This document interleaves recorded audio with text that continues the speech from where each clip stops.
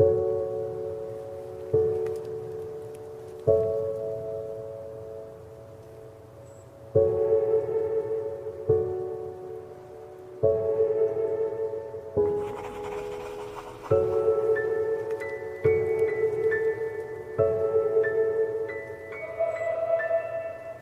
guys, welcome back, or if you're new here, welcome to Nikki's Kitchen.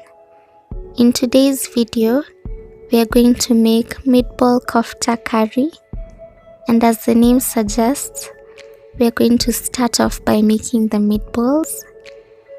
I have my minced meat in a bowl, to which I'll add finely diced garlic and onion. I'm also going to add an egg, breadcrumbs, some salt, garam masala, cumin, and paprika.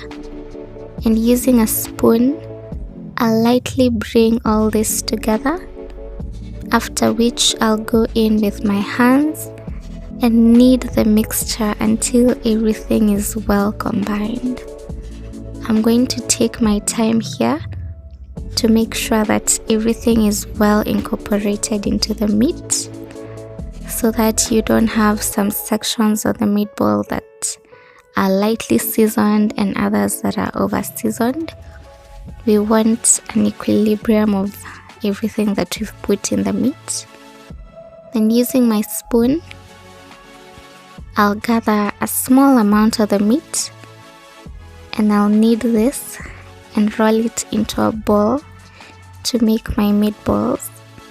I like to make my meatballs quite small so that they cook faster, and I'll make sure that I'm pressing this meat while I'm forming the balls so that it becomes nice and compact and it doesn't break apart while we cook it.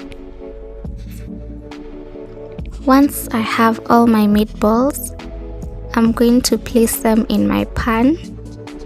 I'm using a non-stick pan and I'm not adding any oil to the pan because the meatballs are going to release a lot of oil on their own, as I'll show you much later. So I'm simply going to place the meatballs into my pan, giving them a little bit of room to breathe. I don't want to overcrowd them. And you can see that some oil is already forming at the bottom of the pan. I'm going to flip this so that they cook evenly on all the sides. And once each side has cooked through and turned brown, I'm going to take them off the heat. I'm cooking the meatballs on very low heat so that I can be sure that they've cooked all the way through.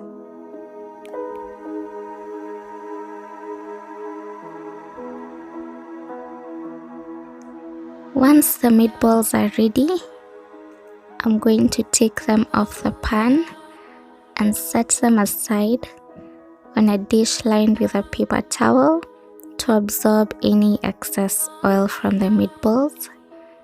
And as you can see, all of this oil has come from the meatballs.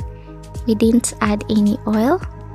I'm going to drain this oil and I'll use it later to maybe fry my eggs in the morning. Moving on to the sauce, I have my ingredients. I have tomatoes, onion, chili, and garlic that I'm going to prep. And what you saw me do earlier was soak a few cashew nuts in hot water so that they can soften. I'm going to give a disclaimer. I am not Asian and I'm not trying to share the authentic Asian recipe. This is just my own twist to the meatball kofta curry. So I'm prepping my ingredients. I've sliced the onions, I've crushed and cut up the garlic. I'm now finely cutting up the peppers, and these are fresno peppers, but I didn't find them to be hot. I actually didn't feel the heat in the sauce. Next, I'm going to cut up my tomatoes. And once I have all the ingredients prepped, I'll go back to my pan with a little bit of that meatball oil. I'll add my onions in, I'll turn them through the oil, Then I'll add a pinch of salt to help soften the onions, to help them cook down. And once the onions have softened, I'm going to go in with the fresno chili and the garlic. I'll turn this through until they're nice and fragrant. This should take about 1 minute. Then I'll add dhana, jeera, garam masala, paprika, and black pepper. I'll turn this through to toast the spices a little bit. Then I'll go in with the tomatoes. I'll turn the tomatoes through everything until everything is well combined, after which I'll add a pinch of salt to help soften the tomatoes so that they can release all of their juices. I'll turn that through. Then I'll go in with the cashew nuts that we soaked, and this should have softened up by now. I'll combine this, then I'll cover everything and cook until the tomatoes have softened. I'll turn this off, take it off the heat. Then to my blender, I'm going to add cream. I'm using cooking cream, but you can use anything that's going to make the sauce creamier. I'll leave a few other options down in the description box. To the cream, I'll go in with the vegetables that we've just sauteed.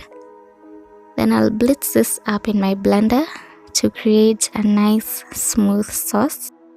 I'm going to add the sauce back into the saucepan and add a splash of salt and a few fenugreek seeds. I'll turn this to combine. Then I'll also go in with some additional garam masala for a bit more spice and flavor. I'll turn this through and try and incorporate the garam masala into the sauce, after which I'll cover this and let it simmer for about 3 minutes for the sauce to thicken. Once the sauce has thickened, I'll add the meatballs back into the sauce.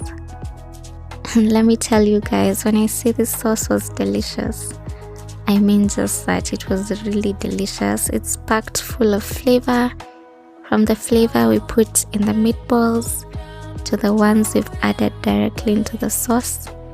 It tastes so good. You can pair it with either rice or naan, or both of them if you please. Thank you so much for watching, and I'll see you in the next one. Bye.